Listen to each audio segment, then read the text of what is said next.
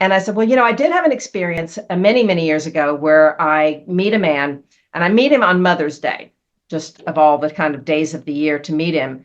And then I kind of did some digging and figured out I was his mother in a previous lifetime. And I'm telling this story to somebody on Monday, and I haven't talked to him in 6 years. He calls me Monday night, like out of the blue.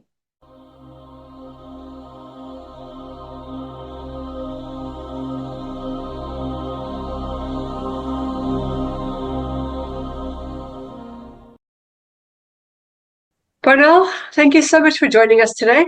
You have a podcast yourself as well, so I'm going to be asking you about that. But if you could just give our audience a little bit about who you are and what led you to doing what you're doing right now.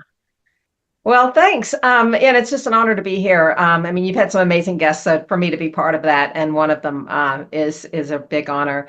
I have done a lot of different things, and they've all kind of converged into what's happening with me right now. It's been quite a year. Right now, as you said, I have a podcast. Mine is different. Mine is not an interview, you know, a guest kind of interview podcast. It's stories. And it is, it's called Life is a Trip, Reincarnation and Afterlife Stories. And I don't know if you're familiar with the Modern Love podcast. Do you know the Modern Love stuff? It's basically, it's New York Times started it many, many years ago. Now it's really, really big. But it's basically stories that people read. Either it's the author reads them, or maybe an actor will read them. And so you just go and listen to stories. You know, that's really all it is. And one of the things that's kind of a criteria or a parameter is that we say that stories can be fictional or factual. So we're not going to kind of go, oh, you have to prove this, or it has to fit in this box. We like really creative stories. We tend to think that fiction sometimes can be more influential than nonfiction. A lot of people who might not, you don't have to believe in time travel to, read a time travel book. And so a lot of times the nonfiction or the fiction is just more open. People open their minds and they can just suspend their disbelief and get into the story. And so, and I also have a Facebook group called Life is a Trip, Reincarnation Stories as well. I think you just joined, so happy to have you with us. And I really do believe that these kinds of stories can change the world. So I write them myself. I've got a novel trilogy coming out in a couple of weeks, and it's called We Meet Again, and it's about a famous couple from history who's reincarnated today to fulfill a prophecy that will change the world. So you can imagine, like, if you're a modern day couple, you just meet some guy, you think it's something else, go, oh, wait a minute, we were somebody important, and we also are back here for an important reason. And so it goes back to multiple past lives in different time periods, from modern day to the Renaissance to the Middle Ages, and all over the place. And then I also have a story that's called The End, which is much more autobiographical. And I call it a love story to the universe. As that story. So I like writing these stories myself. I like celebrating other writers who write them as well. And so if you have a story that you want to write and put on our podcast, we would love it. So that's kind of my mission, is to get these stories out into the world. Yeah, it's an interesting choice of topics that you chose. Do you have a feeling towards it? Is it something you've experienced yourself? As far as reincarnation? Yeah. Yeah, I love stories. I love my own, I've done my own kind of research. I also really love the between lives type of stories. I know you probably know Michael Newton and his work about what we do when we're not here, and I call it the upstairs. And for me, the story, The End, is something that came this year, and it kind of came really organically. I've been through quite a year, and I'm sure you'll probably ask me about it. And when I'm writing it from, like, I'm thinking I'm writing a fictional story. Like, I'm just, somebody said, you need to write a story for people to get to know you. And I thought it was just fictional and, change the names kind of thing. And then as I'm writing it from the point of view of what I call the upstairs. So what are they thinking when they see us? Right? And as I'm writing, I'm like, wait a minute, I'm writing the truth. These are real. They're telling me who they are. And how that manifested in my life has just been, well, a trip. So it's been fun. So tell us a little bit about more about that book. Okay. Well, I'll tell you a little bit about the history that's set up into it because it's been quite a year for me. About a year ago, June of last year, my landlord, I was living in Aspen, Colorado, and my landlord decided he wanted to raise the rent 50%. And that was out of my budget. And so I was like, okay, I need a motivation to figure out where I'm going to go and what I'm going to do. And I was writing a lot about Italy. The novel trilogy, The We Meet Again, has some of the lifetime set in Italy. And so I thought, well, I'll go to Italy. And then as I'm planning the trip to Italy, I find out from talking to a lawyer, they're not even taking applications for visas. So I couldn't even think about going there for longer than 3 months for the tourist thing, as I'm sure you know how that works in the EU. And so I thought, well, I've got to go somewhere in between so I can go to Italy for 3 months, go somewhere else, and then go back to Italy, and decided to go to Tunisia. And so the story that I'm tell about is from the point of view of the upstairs. And when the first day I get to Tunisia, well, the next morning after I get there, I meet a man. And we all know how relationships can kind of throw us into a whole nother depth of looking at our lives and meaning. And as I'm writing the story about it, I realized they orchestrated the whole thing. And so they set up the no visa, they set up the rent increase, they set me off, took me out of my comfort zone. And I call it the traffic angels, where like there are people up there that go, okay, or souls or whatever, angels, whatever you want to call them, like, okay, you got an American woman living in Colorado, and they want me to meet a British man in Tunisia. Like the logistics of that were a lot for them to handle. And so that's kind of what the story is about. It's like, we think that they just can make anything happen sometimes, or we may think they're not involved at all. And this story was a big transformation for me because I realized I needed to let them just release control and let them decide where I was going and what I was doing.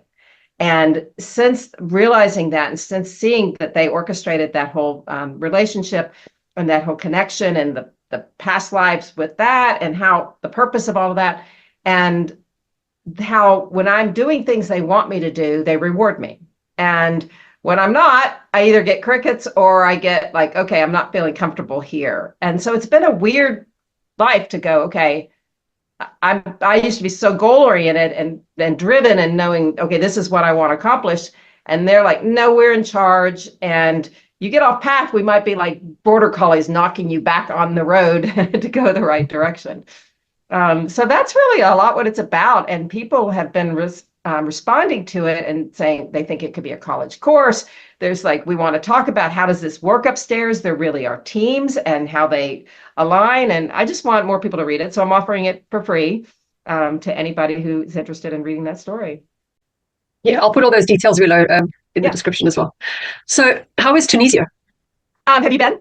No. I really liked it. It was funny because I was in Italy 3 months and I enjoyed it, but I felt a little closed in, and I get to Tunisia and I felt opened up. And I spent 3.5 months there. Okay. And most of, 2.5 of the 3 months I was completely alone. And a lot of times there were times when nobody spoke English. But for me, I found a beautiful luxury resort on the Mediterranean with the sunrise coming from my window for $1,000 a month, including 2 meals a day. So I was like, and I got healthy. I actually lost some weight without even knowing about it. It was just a really, really good environment for me. It's a great writer's retreat. So yeah, you could pop down there. It's pretty easy to go, from within the EU and stuff like that, up down to Tunisia. So I'm going to go back. And Italy? Italy, it was good for me for my writing. And it was good for me to kind of get an exposure to all that. It was tough for me in that, in college, Italian was my language and I could speak it fluently. I lost it all. Like I couldn't speak a word of it. So in a way, it was like I walk down the street and I hear people speaking Italian. I'm thinking that's more like music than it is words because I don't know what they're saying. And so I got to go around. I also I did a side trip to Barcelona and really loved that. So, and I actually went back there as well. So it was good. So what about you? Do you like Italy? Have you been? Yeah, actually, I'm planning on renovating a home there. Oh, really? I'm going to be buying one of those rundown houses and renovating. That's in a few years' time. It's in the making. Oh, good for you. Good for you. Yeah, a lot of people talking about doing that. Yeah. I just love making things look new again, reviving them. So yeah, interesting.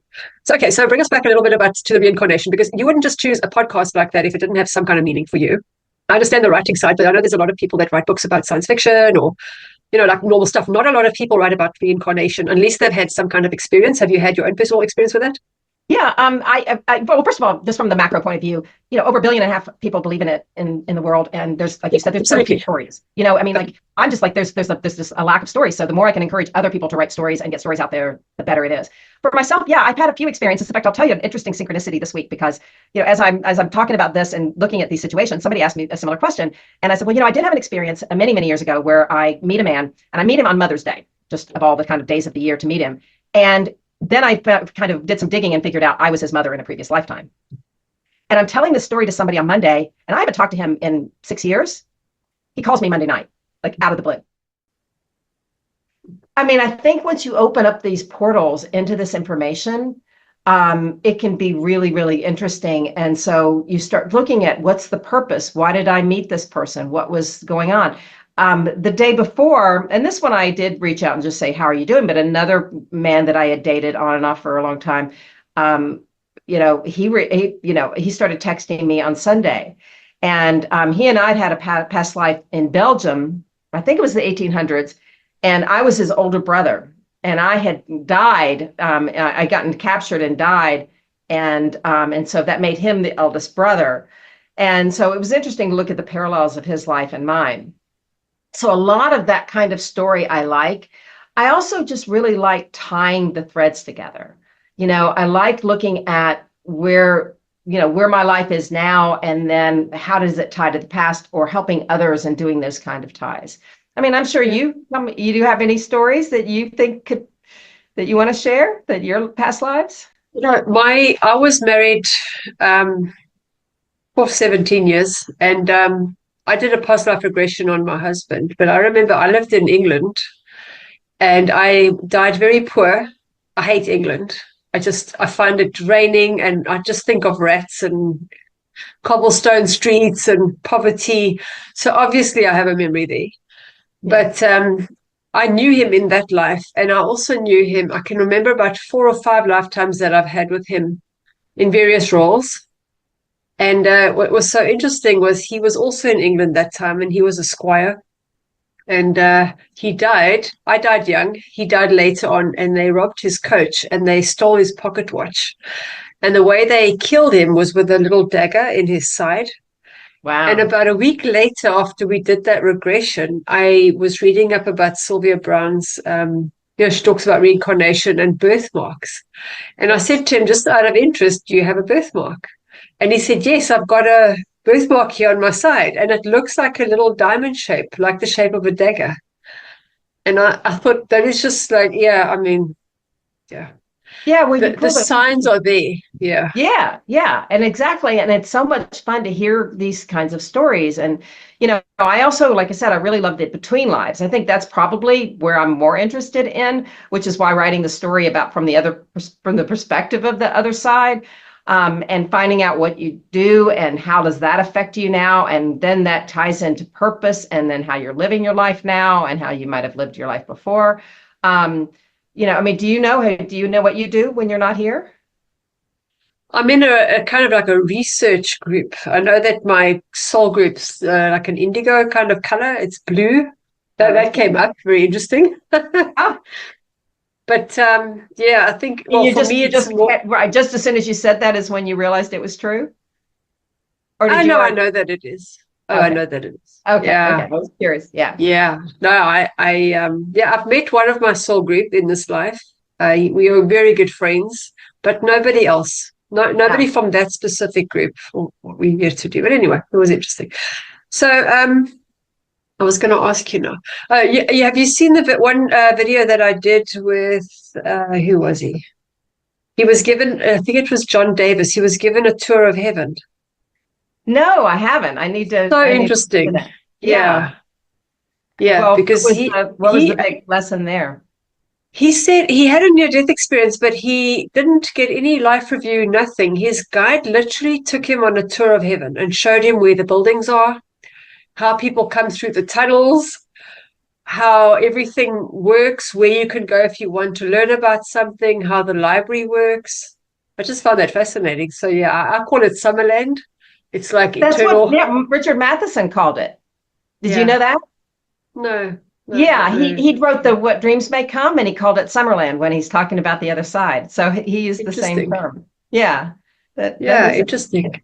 yeah. Yeah, for me, it's like it's just beyond the veil. It's not really out there. It's just another place where we come from and where we will return. And I also don't even see that as our final place either. It's Right, right. there's more. There's lots Yeah, more. I So you agree. must have heard some interesting stories from your podcast. Tell us a little bit, one or two about something that actually happened, or do you not know? Is it something you have to guess?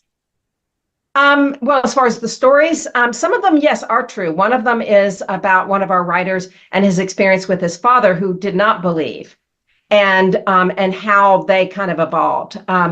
Another story I haven't written, but it is a personal story that I think your listeners might find interesting, is I'm in Tunisia, right? This is earlier this year. And I had a friend of mine who was diehard atheist, like not going to believe in any of this. And she'd read some of my books. So she liked reading about it, but she was like, and she'd send me things like, this is the proof that near death experiences aren't real. And here's the scientific proof. And I would just kind of laugh it off. And we were good enough friends for me to say, I'm just tease her about it. And then all of a sudden a few years ago, she gets a terminal diagnosis of cancer. So she knows her days are limited. And so I joked around with her and I said, well, you're going to have to come back and show me I was right. When you go, you're going to have to come back and see me and say, okay, you were right, Brownell. And again, we were good enough friends to joke about that. And she really didn't have a fear of anything.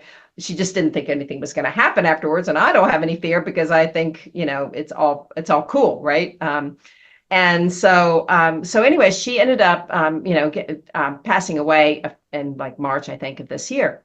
And I'm in Tunisia. And right before she passed away, granddaughter reached out to me and said, I think it's going to be soon. I said, well, remind her that she needs to come back and say hi to me. And they said like that was her last smile before she left the earth. Right.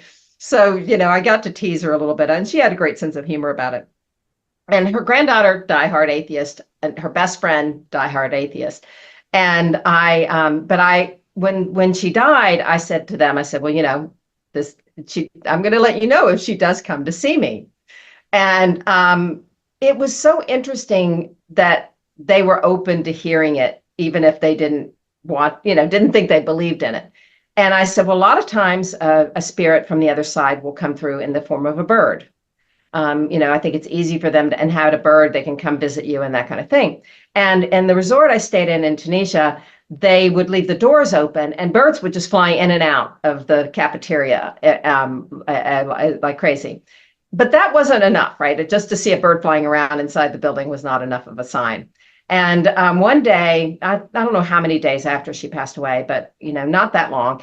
The resort had like a big center area with a cafeteria and then two long wings, and I was on the far end of one wing.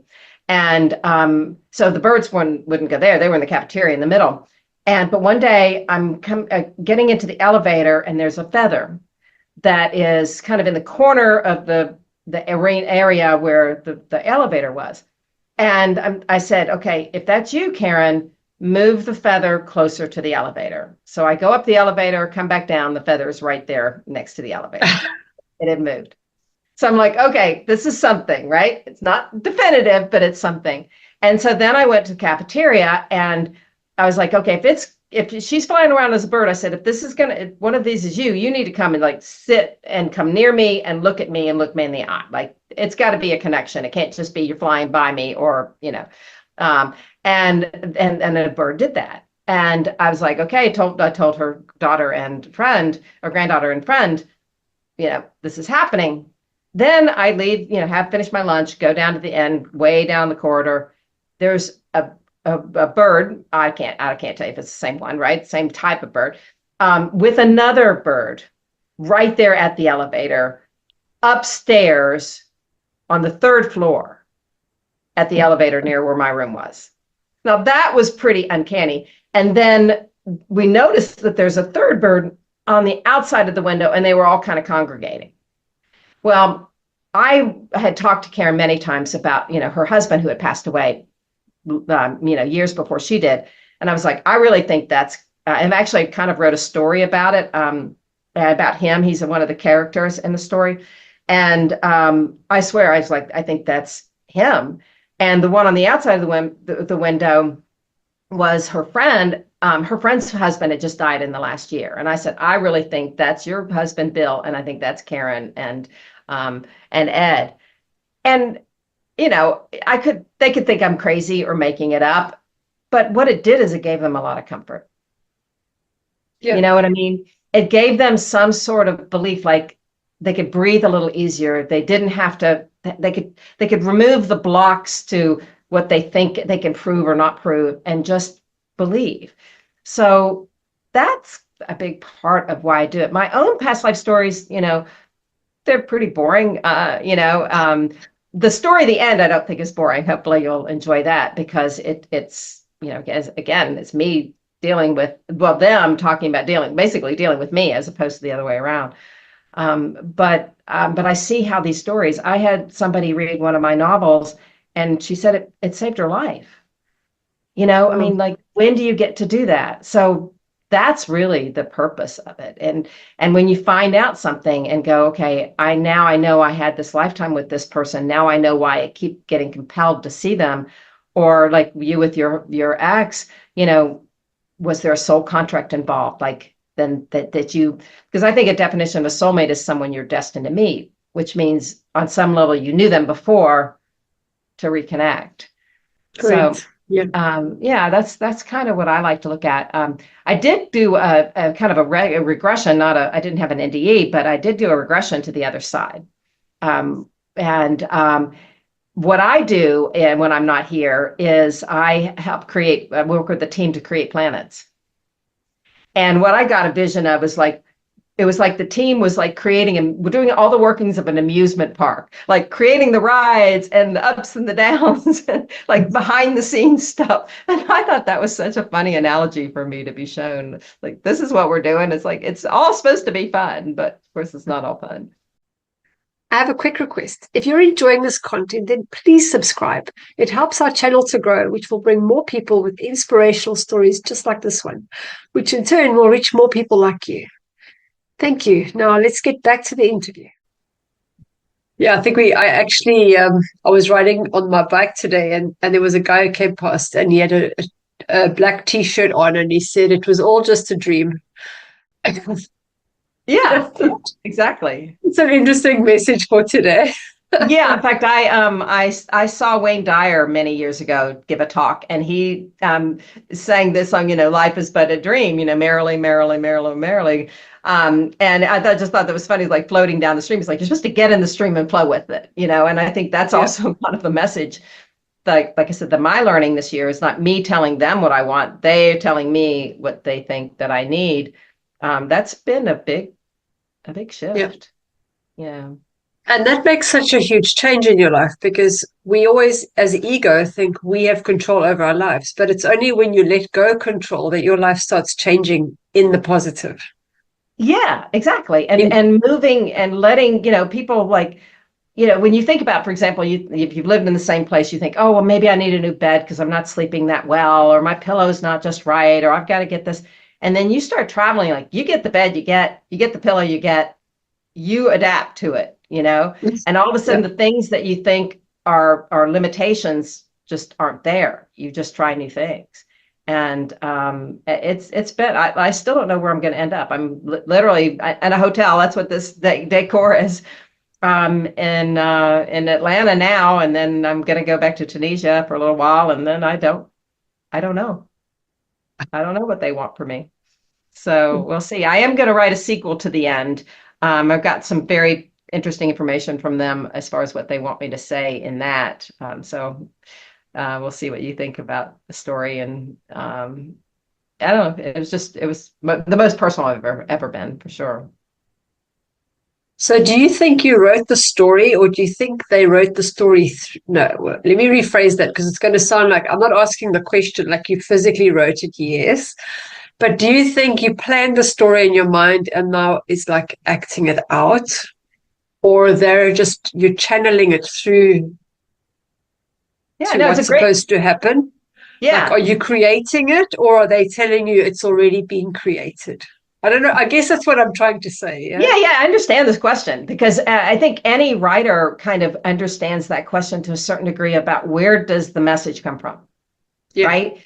Any writing you're doing. There's a Bob Dylan quote I really love that he says, he said, the song was already there before I came along. I just got the pen and wrote it down, right? So on some level, many, I don't know how many creative ideas are kind of like Liz Gilbert, who wrote Eat, Pray, Love, talks about it in one of her books about like they've got their own energy, these ideas, and they land on the right person to get the message out. So the blur between what you create and what you're guided to create or write is always that interesting situation. I think any good writer is going to, and I'm not necessarily, you can decide if I'm a good writer or not, but what they enjoy is they get in that flow and they're getting that information. And so the more you try to control the story, the harder it is to write. And in this case, it was very specific in terms of, I thought I was deliberately writing a story that I was conjuring. And I thought I was in control of what the story was. And then I started realizing that, wait a minute, because I was writing characters and I was like, oh yes, but I want to write them with fun and have, because they're up there arguing about who's in charge of what and what they should do and, and all this stuff. And I think it's whimsical and a little, like magical realism, they call it, as far as a genre of book. And then I realized like, no, they're really real. And there really is a team up there. And they really are conspiring in my favor. And they were conspiring to meet this man and go through that experience. And they're partly his guide, partly my guides, partly, kind of the traffic angel. I kind of think of them as being maybe a little more impersonal. Like their job is to get people together. It's not up to them to decide whether we make it or not. And so, yeah, and then I realized they were guiding me to write this story, and they were like celebrating the opportunity, the fact that they opened the portal for me to see that they were there, and to get to know them in that way. And I really do believe that if somebody's watching this or listening to this and they think, well, I don't know my past lives, I always tell people, just start writing. And, you might start with, I wrote a children's book about reincarnation. And it's like one of the verses is you can start with a name, a time, or a place. You can be any age, size, gender, or race. And so what could that be? And you might just start writing. And whatever comes to you is going to come to you for a reason. Right? Yep. And yep. Even if it's like something you think is kind of crazy, like I've said to people, if I had 25 members of my Life as a Trip Facebook group, all thinking they were Marilyn Monroe in a previous life, it wouldn't bother me. They'd all have a story and they would all be interesting stories. And nobody has to prove whether they're right or not. If they're getting that message, there's a message there. So even if the upstairs team that wrote this, because they've come back to me and they've given me all kinds of other guidance, even if that's not real, even if I fabricated any of it, it's what they wanted me to see. Does that make sense? Yeah, absolutely. Well, it's about the message, isn't it? It's about the message. Because often, I mean, I've done regressions and I've thought, well, did that actually happen? But the point is, did it or didn't it? It came up in my mind and it has meaning. That's right. And that's why the fictional or factual thing is you don't have to prove it. And it doesn't have to fit the parameters of what reincarnation, one of the things I love about one of the stories, because you were asking about the podcast, one of the stories is I went to a friend of mine who's written a lot of science fiction, time travel type of movie scripts and stories. And I said, can you write a story for the podcast? And he said of his entire life, writing all the things that he's written, when he started writing the past life story, it came instantly, flowed. It was like, it just flowed out of him. And he's like, I've never had that. He's like, you just don't know. That doesn't happen for me. I usually struggle to know what to write. And this one just happened. Now, that's not an accident, No. So do you think that you chose writing or writing chose you? Um, well, I initially I feel like I chose writing because my first book was nonfiction. It's called Five Reasons Why Bad Things Happen. And I went through a really, really difficult time in my life. A lot of people go through worse, so it's all relative. But it was a really difficult time in my life, and I had a business that failed. I lost my home. I had a relationship end. My dog died. It was just all these things, and so I'm kind of in a meditative state. I was like, there has to be a why. And for me, I was like, and then all of a sudden meditating and like, oh, here's five reasons. Here they are. And so it was very much a left brain type of activity, a very much, I would tune in and get messages, but for the most part, it was like I had these five things I'm going to go research. I'm going to be very methodical about it. So I feel like I chose because it was just kind of like, I know I want to write this down and I'm going to put this down. When I got into fiction, though, it was definitely like went against my mindset of thinking I can't do this, and then I started doing it, and then I just loved it. So Yeah, have you read The War of Art? I've kind of flipped through it. I didn't read it in depth, but I did get kind of the general. Yeah, it can be that way, right? It can be hard and it can be easy. Like right now, it's so funny because it's like this knocking on my door. I'm dying to write the sequel to the end. Like they're telling me what they want me to say. They're telling me what it's about. I do a lot of voice recorder notes on my phone. Like, okay, middle of the night, I got an idea. Here's what they want me to put in there. So but now I've really got to work on finalizing the launch of the books that been working on for years. So, sometimes it's like, it's harder to turn off the writing than it is to turn on, if that makes sense. Yeah, yeah. So what are the reasons why bad things happen? Well, I'll tell you, I'll give you kind of an overview in terms of it. First is, and I have a website called reasonswhy.com. So anybody wants to go and look at sample chapters. What's important to start with as a foundation is I have what I call the basic assumptions. And if you believe the basic assumptions, then I'll totally explain every bad thing. If you don't, it's hard to talk somebody into believing that we have a soul that chooses a body and becomes us. It's not a reincarnation book, although it makes sense within the framework of reincarnation, but you don't have to believe in reincarnation to still get the message and get the reasons. And that like our planet is survival of the fittest, and how we plan our lives, but then we can also the free will fate kind of interaction. So some of those things I put as a foundation, like you have to sort of believe these things. But if you do, I'll explain them. The overarching thing they all have in common is to get you to change something. So what that did is that set me on a path of realizing that if there's a theme through all of my writing, it's to get to the why. You get to the why, you can get to the healing, you can get to the next level, you can transition from whatever grief or pain or whatever you're in to get to the next one. So the first one is subconscious sabotage.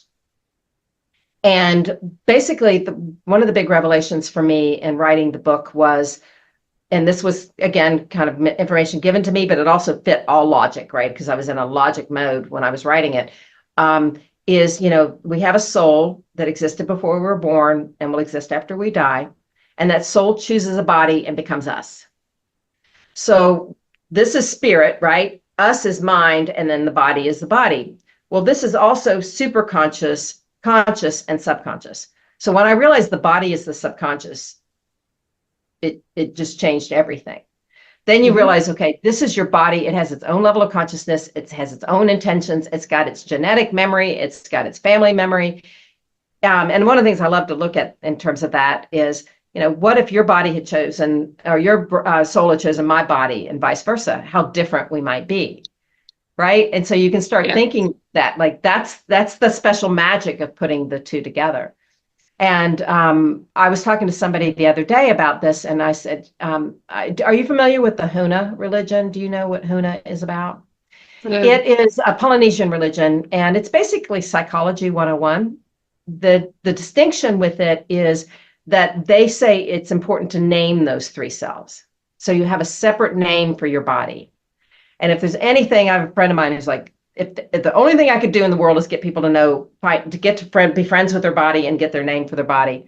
And so one of the big things that's important is to get to know what your body wants and have a relationship with your body and say, what does she want to do today? What does she want to eat? What does she, and what her interest is?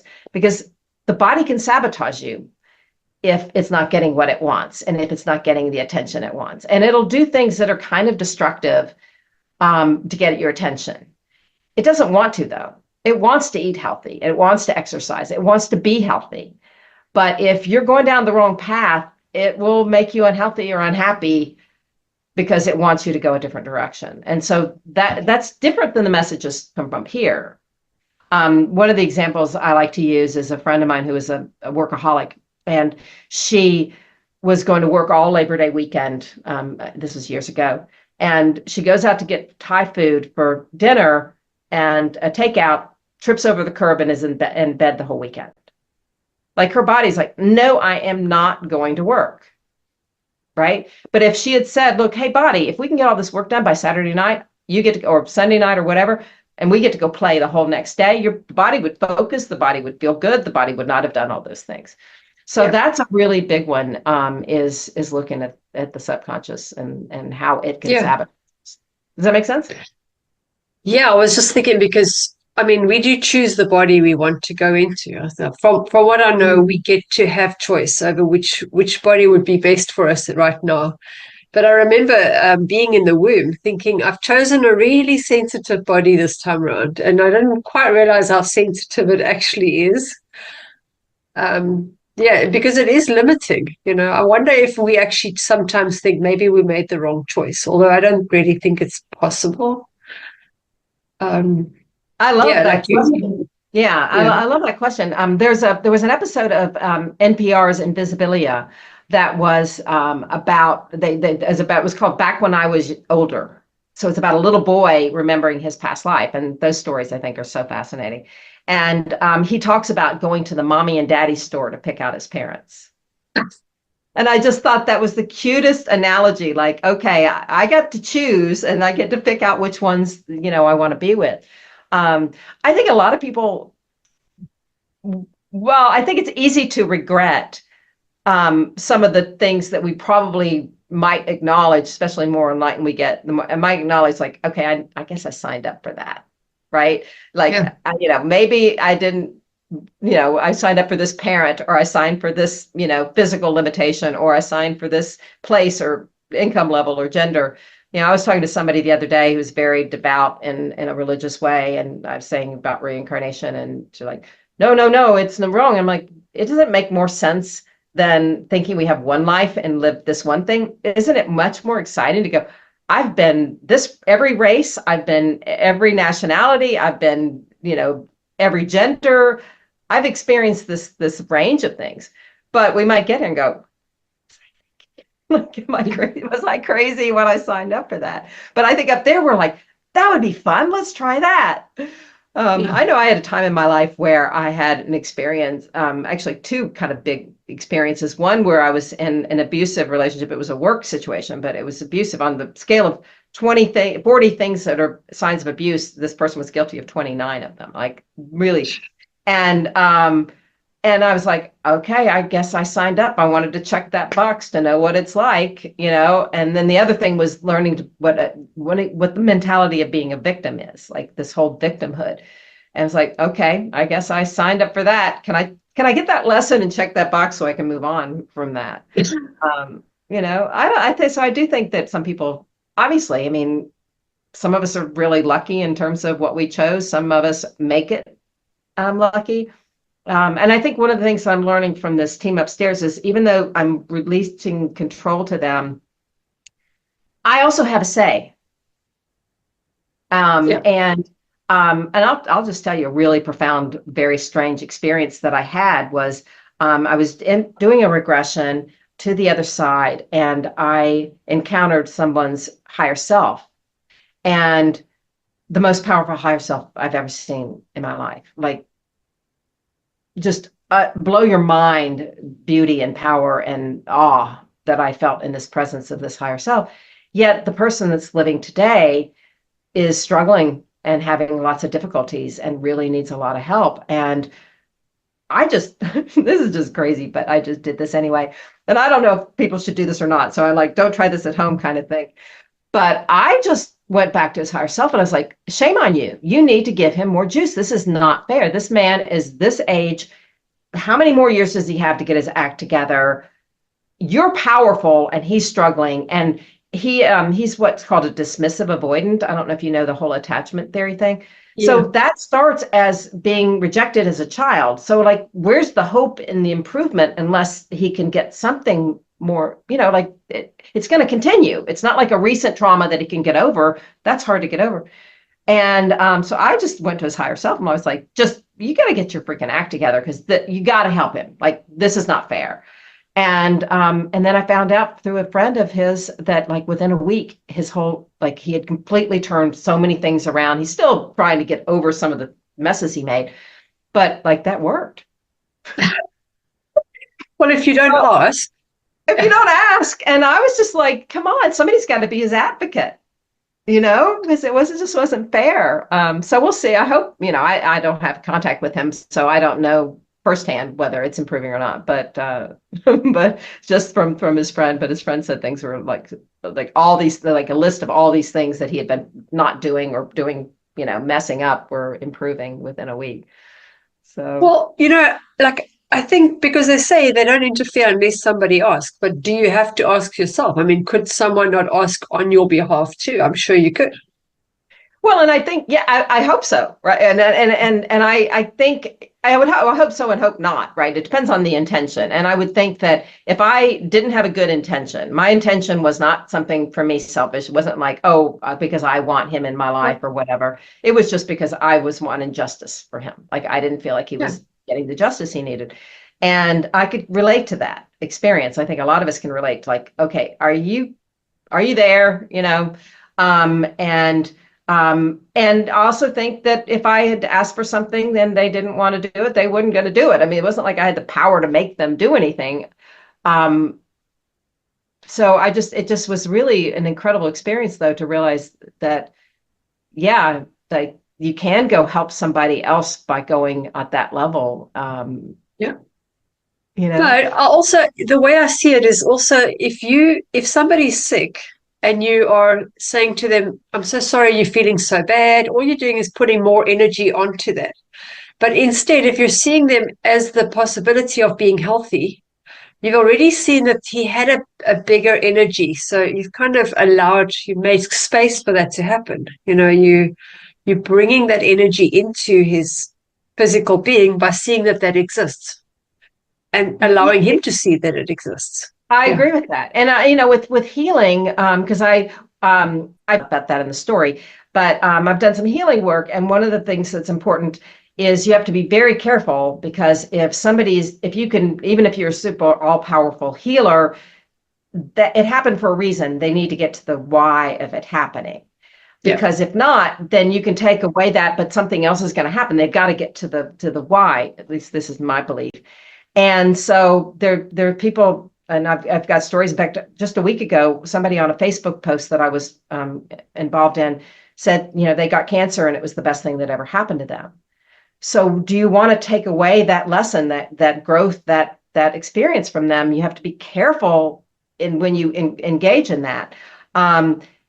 That being said, I was talking to a friend of mine the other night, and she's really struggling. She just lost her fiance in a very serious, accident, and he died.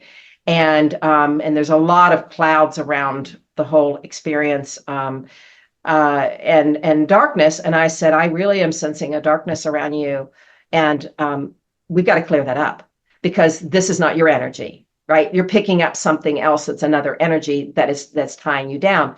So I actually have, and I'm happy to give to your listeners the audio recordings for free. I've got two different audio recordings. I said, this is going to give you a fighting chance. I mean, if you've got this kind of weighed down energy, we can clear that within a few minutes, and that'll give you a chance to heal. So that everybody should be able to do, right? Is like, none of us need that garbage. So I think we're at a point interesting, Yeah. I think we're at a point in our evolution where we are able to clear away karma. And if we just keep repeating the same cycle over and over again, the one hand is you do come here to learn something else or to do something new. But if you keep carrying other people's karma, or, and I see it a lot with children that get sick. They might take on a leukemia or cancer or something that is just to take somebody else's burden away. And it's not even theirs because they are so close. Yeah. Yeah, that's really interesting. I have a friend of mine who was a chaplain. I met her when she was chaplain for hospice, and then she went to be chaplain for a children's hospital. And she said she could always tell which children were going to live and which were going to die. And she actually wanted to get money for a research she could study because she could always tell. How does she tell? Did she say? Yeah, she said that and this is really like kind of twist your brain in a bunch of different places, but that the happier ones, the more peaceful ones were the ones who were probably going to go. The more difficult ones were the ones who were going to stay. So on some level, she thought, and I kind of thought that made sense, and I agreed with her conceptually, is that they knew, they signed up for that. And so they knew that they were there again, sort of like you're saying, but a little spin on that, which is they came into this life knowing it wasn't going to be that long. They were here to help someone else go through an experience or learning or growth or path. So, in that regard, they were here for somebody else, but they were along their own path. But what you're saying, I'm sure that's true in adults and children. Like sometimes we'll take on somebody else's stuff, and we have to be so careful because that when it's love, you like me with this person in the higher self, even like, could I have taken on bad karma because I'm kicking his higher self's ass for not helping him more? I hope not, but it came from love, right? The whole point was this person needs more love and I can't do it, but the higher self could. So yeah, well, if it's meant to be, it will happen. And if it's not, then you didn't cause anything, I don't think. yeah, well, that's always the big debate is the whole fate versus free will thing, right? The way I look at it is that, in fact, I've got a quote from another one of my children's books. It says, we decide on our lessons, the paths we will take, awards we might go for, and mistakes we might make. For life isn't easy and not always fun, but easy is boring, like games always won, right? Yeah. So I think we kind of create like a roadmap. And then when we get here, that's when we decide, do we take right, left? Do we sit in an intersection our whole life? Or do we zoom through? Do we keep taking right turns and go in circles? Kind of like you're saying, like, do we cycle the karma? Do we take the high road or the low road? And I think we can sometimes go off road. I don't know if his higher self, like the fate thing, was it fated for me to meet him so I could kick his higher self's ass? Or was that going off road saying he's on the same path and he needs to be moved over here, on this path? Can you help him? Right? Yeah. I can't answer that. I don't know. Right. Well, if we have many timelines, it could have been one of the timelines where you do ask and one of the timelines where you don't ask. Well, and that's the whole parallel world thing. It adds a whole other dimension. I tend to think of this, and I have nothing to back this up whatsoever. I tend to think that there might be one main path, but I think that when we get to the other side, we can try out scenarios where, like, what if I'd gone here? What if I'd done that? So you can pick up the lessons from all of those. But whether one was maybe more your main path that you continue on the next slide. But maybe it's just because my brain is this big and the concept we're talking about is bigger than this screen, I don't know. It's all fun. That's why I love these stories, because you can write these stories and you can write them from all these perspectives and look at that and go, what if I could have done this different? And spoiler into the sequel to the end that's like they're knocking on my head. It does actually look into that. It looks into, the whole idea of time travel, or, can we reincarnate in the past, or can we change the past, or what's our influence? I don't know. I mean, I don't know. I'm still, I got my stuff. I'm going through my own messes too. I don't have all the answers. I just wanted to share stories. Well, I many years ago I read a book by I think it's Anne Gershaw, and she wrote about future life progression. And if hindsight is 2020, and if time doesn't exist, then it means we can also look into the future and change that. Not Well, and so? that there's some really interesting concepts on that. I mean, I tend to believe that no matter what, there's a sequence. There's a past, present, and future. In fact, I used to live in Aspen, Colorado, and we would get the best physicists in the world giving us free talks. I mean, like Nobel Prize winners would give free talks to the public, which is just an extraordinary experience. And one of the people that's an expert on time and physics, I had just a few moments with, but because there's the whole thing like Einstein saying there is no time and it's relative. Yes, obviously there's a lot of science that's over my head when it comes to that. But I did say to this guy, I said, but there's still a sequence. There's still a past, present, and future. We know the Big Bang started a trajectory of energy. Is it possible for that? And the universe is expanding, right? I mean, those are scientific principles. I don't think anybody, even the quantum physicists, would say differently. But then there's also the question of where do you show up within that time? But as a soul, it's hard for me to reconcile. And I'm like I said, I don't know. But just for me, it's hard to reconcile that there's not a sequence, because that's the whole point, is that we're here to progress. And if we go back and regress somewhere or sometime, how does that help us? But can we maybe go back in time and change things and, like you said, create a new parallel world where, if I had done, in fact, my first novel series, I kind of do that. It's like, what if they had not, the couple it's more of a love story with all these past lives. And what if the couple had not done something they did in a previous life? What would their life be like now if they hadn't done that? Because if you're thinking about like your own life and change choices you made now, if you start adding in all your past lives, and if you change all those choices and how they affect you now, I don't know if our brains can What if that actually did exist? What if that world did exist and still does? You're just on this timeline. I know. And what if my brain is just not big enough to comprehend that? I think it's all no, I guess, like we've said many times in this talk, it's all of the stories, and the stories allow our minds to think of the possibilities. And even if it is going back and going, okay, this, I think, I can't even remember exactly what I wrote in those stories, but let's say you have a past life where you had an affair with somebody and that ruined your marriage. And now you're in this lifetime and it's affecting your relationship this lifetime, right? Well, if you could go back and change it and not have that affair from the last lifetime, how could that automatically change this lifetime? And you're right, it could change that lifetime's trajectory to the next one, but can you change now based on changing the last one? And that's when it gets really interesting. But like you said, it's all for a lesson, it's all for learning. So even if we just go back and we're making it up, if it helps you live a better life, and then it's good. Well, I always say, like, if you change it and it's not meant to be changed, you're missing the lesson. Like somewhere, yes, there's a series I was watching where he gets to go back and change. I think his wife dies. I can't remember the name, but I'll put it somewhere if I can remember. His wife dies, or his girlfriend, or she left him. And he gets the opportunity to replay or change it. But then what happens is somebody else lands up leaving him.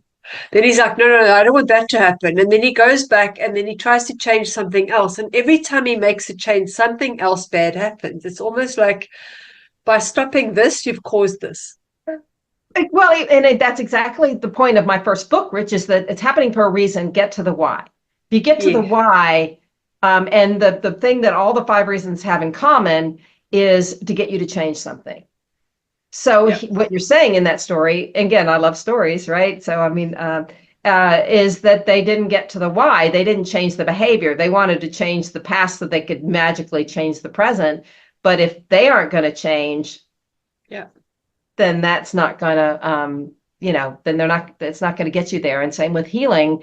I did some healing work on a friend of mine many years ago, and I did it remotely without her knowing it. But she had chronic hepatitis C, and she had all these issues.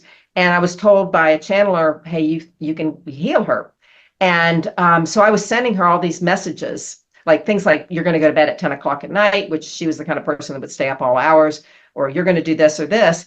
And then I talked to her a week later. I said, how are you? She said, well, things are happening. Like, I'm going to bed at 10 o'clock at night. And like, she's doing these things. I said, well, let me tell you what I've been doing. And she went and got tested, and it was completely gone.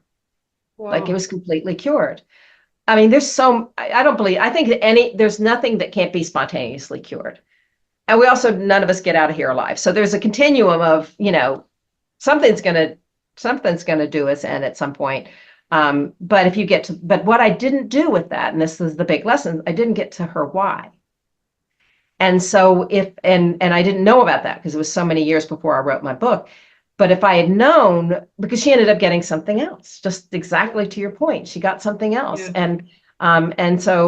And even if I can go in and spontaneously cure that, the why isn't there, right? Isn't fixed, right? Yeah, so exactly. That's the key, I think. Yeah.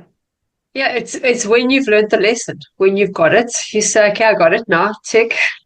I don't need that experience anymore. This is what I want now. This is what I choose. Yeah. Right. So tell me a little bit about your team up there. Yeah. Well, particular, there's a few different experiences, and I'm going to tell you something that I have to put a big caveat to. I wasn't sure if I was going to go down here, but it sounds like it's the right time.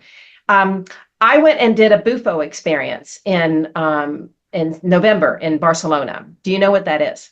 Never heard of it. Yeah, it's a DMT. They call it the spirit molecule. Oh, yeah, okay. Uh-huh. Yeah. And there's two kinds of DMT. Well, we have naturally forming DMT, so we can actually sometimes access it in meditation. This comes actually from a toad venom. Barcelona I did it completely legally, completely safely, medically supervised. Anybody, my whole disclaimer here is don't do it illegally. Don't do it unless it's completely the best people, you're getting the best people. I've seen horror stories of people going through experiences without having the right, even like Matthew Perry, even though his was ketamine, it can be really risky unless you have the right team. And Barcelona is one of the top research centers in the world. So I was just, so that's why I went to Barcelona. And, but I had a friend of mine call me. She's like, 20 years of therapy in 20 minutes, you've got to do it. So I'm like, sounds like me, because, I lived in Colorado and marijuana was legal, but I did an edible one day. I was like, I want it over with, like I can't, the idea of something that could last a long time was just not where I would, just too frequent. I'm not really a drug person. So the idea of 20 minutes was like, okay, I can do this. And it's an intense, incredible 20 minutes. And what it does on a physiological level is it opens the neurotransmitters of your brain. So possibilities that you didn't consider, or, it's really, really good for addiction because people get into patterns and habits. Now all of a sudden you're like, oh, they're possibilities instead of patterns, and so that opened up a lot for me. And so I did that in November. And at that point, I felt like I had a team. My We Meet Again novels, I mentioned it's a famous couple from history. The man of the couple, who's super famous, was one of the people that came to visit me in the Bufo. And they say it opens up a portal. The science behind it says they know for sure it opens up some sort of portal to something that we can't access with our regular brain. And that's the hardcore scientist saying that, like, they can't describe what a spiritual message is, but and from there. So when I'm writing this story, I'm realizing, I don't think they would have been able to come forth like that if I hadn't been through that experience. And then with this was the story that you're going to read is there are two traffic angels. So there are two logistics kind of coordinators, and there are basically his guide and my guide. And they are arguing about who was responsible for what happened between Nell, and this other person that's name is, changed to protect the innocent and the guilty, right? And so it was very clear that that's what they were. And when I'm writing the story, and then, but they're staying with me, and and I know you probably know this feeling. You meet somebody and you're compelled to be with them, even if they're red flags galore. And you have friends going, no, no, no, don't go there. And I'm like, I'm going there. I have to. Like, I have to go there. There's something I have to learn, something I have to experience. Whatever happens, I have to do it. And that's really what it was all about. And so when I would do things that would help facilitate that relationship, they were like definitely giving me the encouragement. I would feel them, like if I'm giving a message or saying something or making a decision, like if I was making a decision they wanted me to make, I was buoyantly happy, like giddy happy. And it was like, okay, today's not any different from yesterday, except for that. Like they would give me this influx of this beautiful, happy, joy energy. And then I don't want to spoil the story too much, but I did go into a bufo again in that a few months later in April. And this time I go and do it at the shaman's house an hour outside of Barcelona, in the country, in the mountains all around. And then were like misty mountains and it rained. And I see not only that team, but it's all of a sudden masses, like the whole sky was full of these energies and these souls looking over this experience. And then there's also another team, which is there, that's related to my story and what they wanted to get across. And one of the people that came to me in the experience was Pythagoras.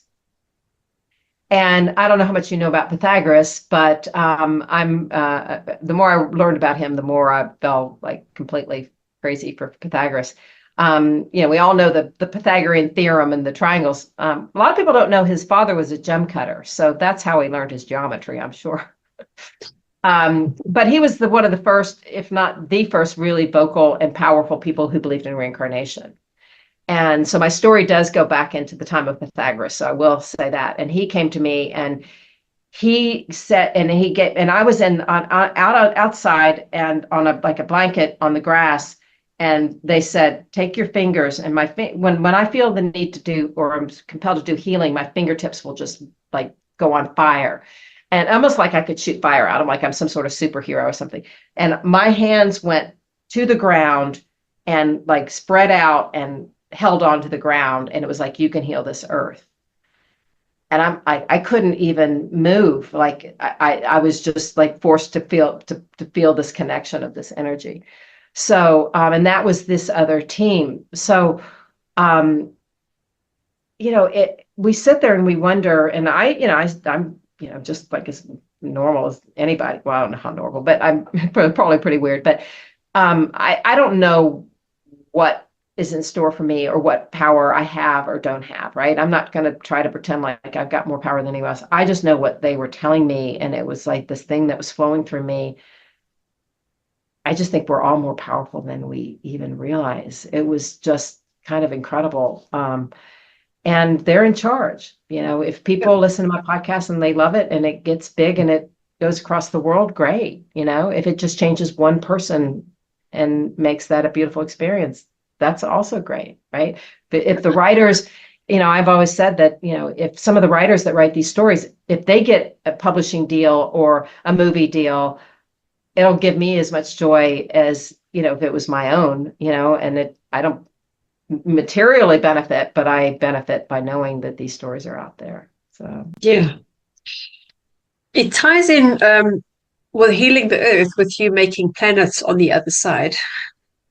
Yes. And that's I'll tell you a couple of stories about that I think are kind of interesting. One is when I first got the message that that's what I did on the other side, I didn't tell anybody for many years. Like I wasn't going to say that out loud to anybody. This year has been one where I'm like transparent about everything I'm doing. So all of a sudden, the more transparent I get, yes, some people go, okay, I can't take your belief on this or this, but the ones who are closer, like they're like really like it's a really interesting experience. And But I never told anybody. And then I meet somebody, just a friend, and he comes up to me one day and he says, well, you create planets on the other side, don't you? And I'm like, wow, okay. That was interesting. And then a number of years ago, I was in a meditative state, and I was kind of felt like I was working with my team to create an alternative to Earth, because if Earth, if we can't travel and change the future or the past or whatever, we need another place for these souls to maybe go. And I was putting in an order, and I said, I'd like to have more colors, this other world. And because, I know in on this planet, birds can see colors that humans can't, right? They're colors that we don't even have access to as humans. So I said, well, I want more colors. And the next day, a friend of mine calls me and she says, I had a dream about you last night. And I said, yeah. And she said, you were taking me on a tour of the cosmos, but instead of being all dark, it was all colors. And I thought that was really cute. So, I mean, it was an interesting thing to think, what's your role? Like, why would you be here now?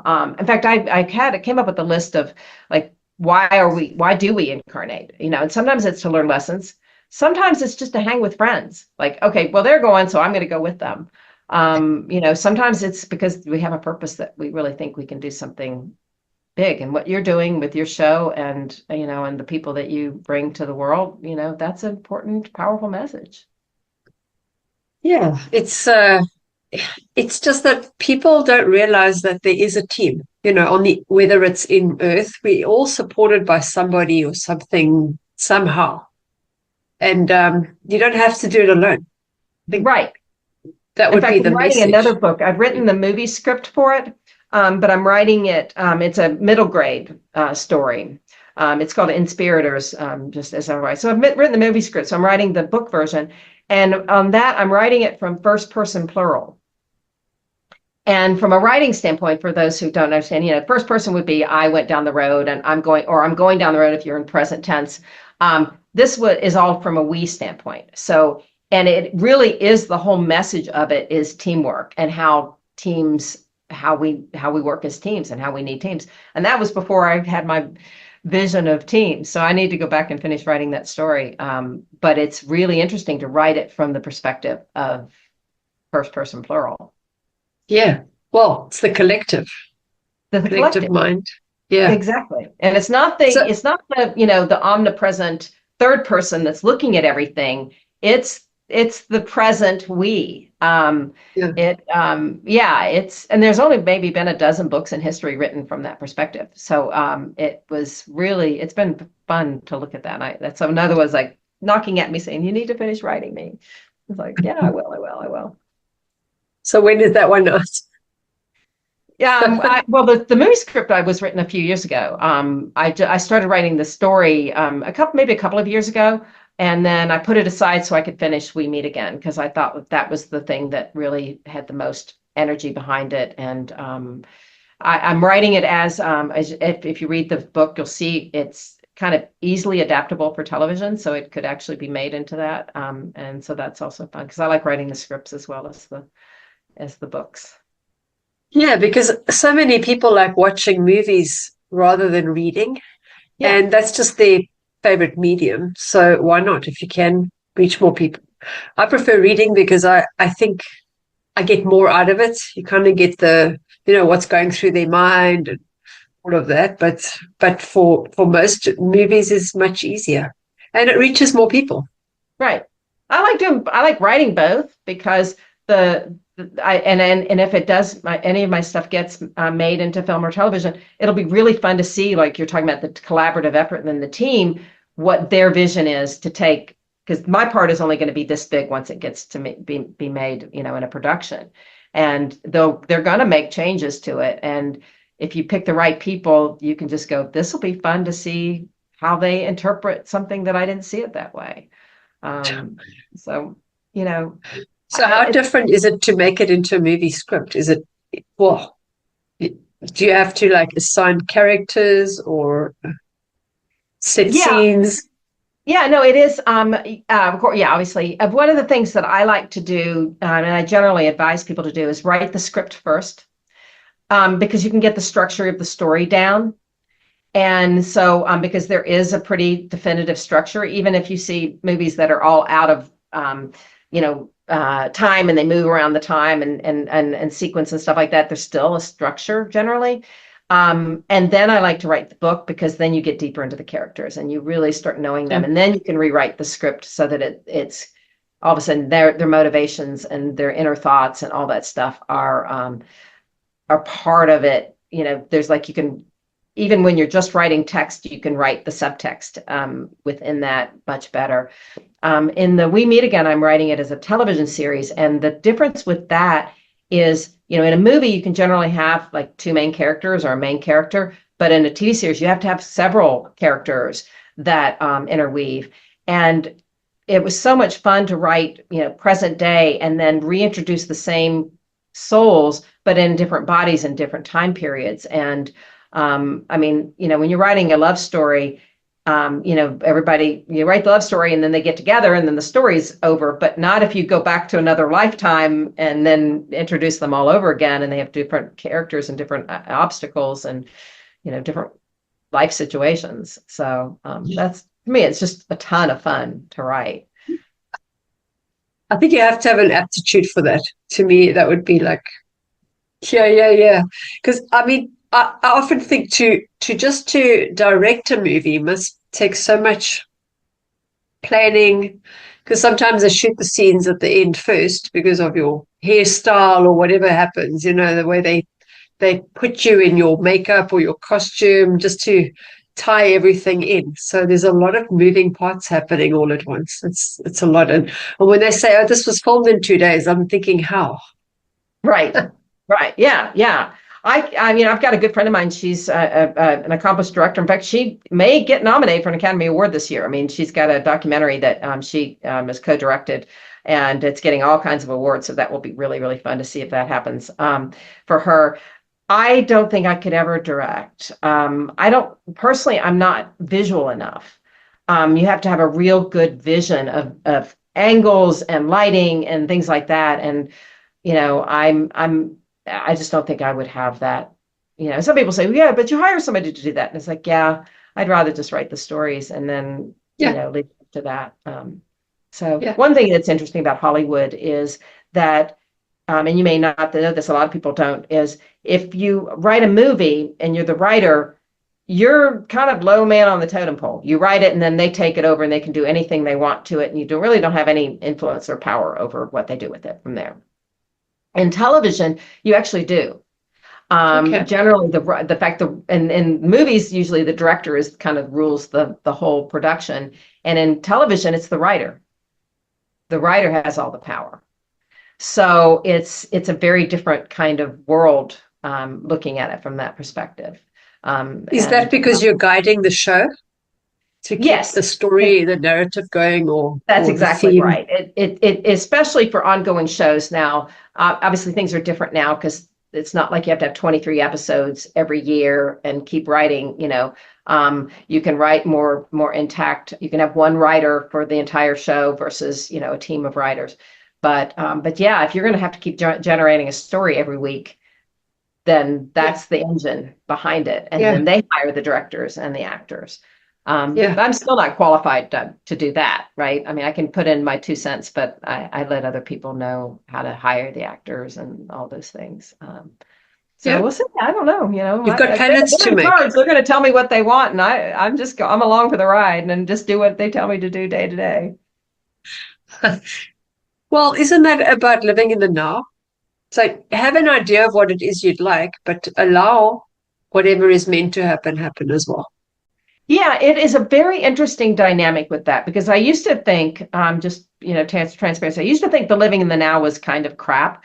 And it's like an excuse for people to not be responsible for their lives.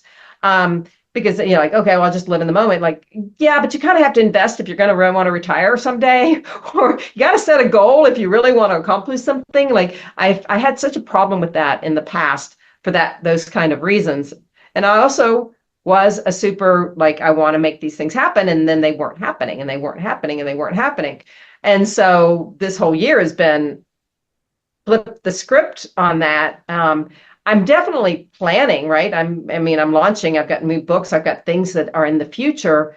And I'm also leaving that flexibility up to what do they want? What do they think is the best thing to happen with me? I could go live some little quiet life and nothing could happen. I could set this all up and then live the quiet life and let somebody else take, the torch from there. I could be going to Hollywood and, I had a dream of like 2 weeks ago that I was nominated for an Academy Award. I'm like, okay, that would be a different life. I don't know. I don't know what they want. I'm just doing what I can for now. Well, I think in the time we're in, it's difficult, even if you knew what you wanted, to predict, because everything's changing so rapidly and there's so many possibilities at this stage that just staying here and keeping going and staying grounded is, to me, more important, and staying in your peace, staying calm, Yeah. Just going back to the toad, is it a poisonous toad? Yeah, it's from the venom from I think it's called the Sonoran tree frog or something. No, it's a toad. Whatever. It's a Sonoran from the Sonoran Desert. What was funny to me is I go to Barcelona and find out that the toads that they use for the venom also exist in Colorado where I lived. So like I go halfway around the world to go to get a venom that it was in my own. Of course. Yeah. What they do is they take the venom, as I understand it, just from the research. And I wrote an article about it. I'm happy to share with anybody because one of the things that was different, I think, about my Bufo experience than most people is being a writer. I immediately got my pad and I'm making notes. And I think other people were losing what they got. Like if you hadn't written it down right away, it's like a dream almost, except even more intense. I would have probably not remembered it, but I'm like making notes on it. But what they do is they take the toad venom and they crystallize it and then they light it on fire. So you're just breathing in the medicine. And like I said, it lasts about 20 minutes. While you're in there, you lose kind of concept of time. But there was a moment where my heartbeat started increasing and I said to myself, look, I know it's 20 minutes. I'm going to be okay. So I had enough consciousness to go, I'm not going to worry about this.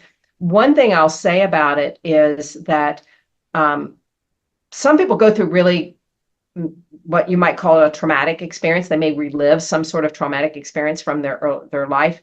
From the stories I've seen, most of them, if not all of them, are like, I needed to go through that to heal it so I can move forward. So they had to relive something traumatic. My best advice, if anybody's going to do it, is when you breathe in the medicine, breathe it in that it's love, that it's coming from love, so that you know the intention. So, and I was like, even if it takes me somewhere dark, I know it's coming from love. I can trust it. And I really recommend that because, if you don't know, like there was a guy that was next to me because we did it in group with like 11 or 12, something like that, people. And the guy talked about a previous experience he had where he relived being raped. And for him, it was really powerfully cathartic because he realized he had dismissed it. And, a lot of people have a traumatic experience like that and they kind of rationalize it or diminish it. And he realized, no, that's what happened. And he actually immediately went to the police and got the person arrested. Wow. And so it was this cathartic healing thing for him. It still would have been nice to know that he had, if that's where it was going to go, that it was going to come from that place, right? So that you could have that more trust in the medicine. Yeah. Well, wouldn't that be some kind of near-death experience anyway? Because from the people that I've spoken to, everybody who's had a near-death experience has opened up some kind of psychic ability, or which we've always had, but that block's gone. Right. It's like the channel is now open. And well, that's the whole point, is the blocks being gone, right? Is the neurotransmitters on the physiological level, the brain, it's open now. Those portals are open. Right. Yeah. Yeah. So then, I think it's not a recreational thing. It's something that you take seriously towards your personal growth and for your highest good. Yeah. And with the right people around you. I mean, you can go on YouTube and you want to see horror stories of things that went wrong because they were facilitated. I mean, there's one where somebody was taken into some sort of river and that's like Matthew Perry. I mean, he takes the medicine and he drowns because you lose consciousness. I mean, you got to make sure whoever you're losing consciousness around has your best interest at heart.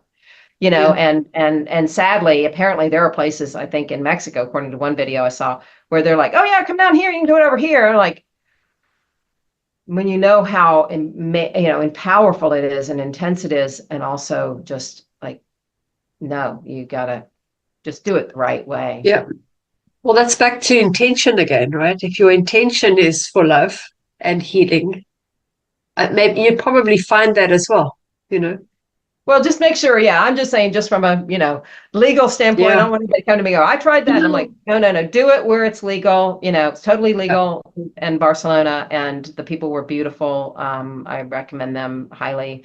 I know I know a friend of mine knows another place in Costa Rica that's apparently really lovely, and they know what they're doing there. I just be careful, because you may go in with a friend and then like, okay, well then if I was ever doing with a friend in a place that I didn't completely trust, because I went by myself, but then I'd be like, okay, I'll stay awake while you do it, and maybe vice versa. But, I mean, you're gone, it's like, I guess, like I said, like an NDE, if you're literally dead, you're flatlined, you want to make sure the people that are around you, know what they're doing, that you trust them. Yeah. So where can people get hold of you? Well, I'm the only Brownell Landrum in the world, so it's pretty easy from that aspect, and I'm sure you're going to give links. But you can go to brownelllandrum.com, and you can also find in there links to download the story, the end, as well as get my first of the We Meet Again books for 99 cents. So there's a good way to kind of get an idea if you like the story.